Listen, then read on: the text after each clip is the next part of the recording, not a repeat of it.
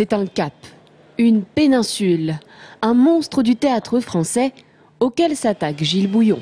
Avec 100 braillards avinés qui puaient à plein nez l'oignon et la litarge, je bondis, front baissé, et je charge. Vous l'aurez compris, il s'agit donc bel et bien de Cyrano, une pièce que chacun connaît, articulée autour d'un personnage mythique et de son nez. Une histoire de cap et d'épée, mais pas seulement. Cyrano de Bergerac, c'est avant tout une histoire d'amour à trois, entre un jeune homme beau, mais qui ne sait pas parler, un homme laid, mais qui parle à merveille, et puis une jeune femme prise entre ces deux foyers comme ça, et tout d'un coup, il y a un pacte absolument diabolique et faustien entre ces deux personnages que sont Cyrano et Christian. Par amitié, Cyrano deviendra ainsi le souffleur d'amour de Christian, un rôle maintes fois interprété au théâtre comme au cinéma, mais auquel Christophe Brault tente de donner un nouveau visage.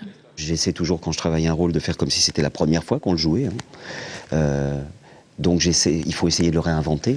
Et avec Gilles Bouillon et toute l'équipe, on essaie d'inventer et d'être au plus près de ce texte, mais en essayant d'oublier toute l'imagerie quand même et les clichés, bien sûr, qu'on a de ce texte. Une adaptation qui passe aussi par l'habillage scénique, car la grande difficulté de ce chef-d'œuvre, c'est la multiplicité des lieux.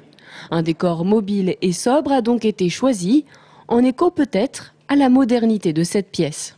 Elle touche à un endroit chaque spectateur, sur l'amour déçu, sur l'échec amoureux, mais aussi sur le désir incroyable, l'amour total. C'est pas une œuvre écrite aujourd'hui, c'est une œuvre écrite en 1897 ou quelque chose comme ça, mais je pense que ce qui est important dans la culture et dans l'art, c'est de continuer à toucher la sensibilité des gens, leur émotion, voilà, et puis faire entendre ce texte-là.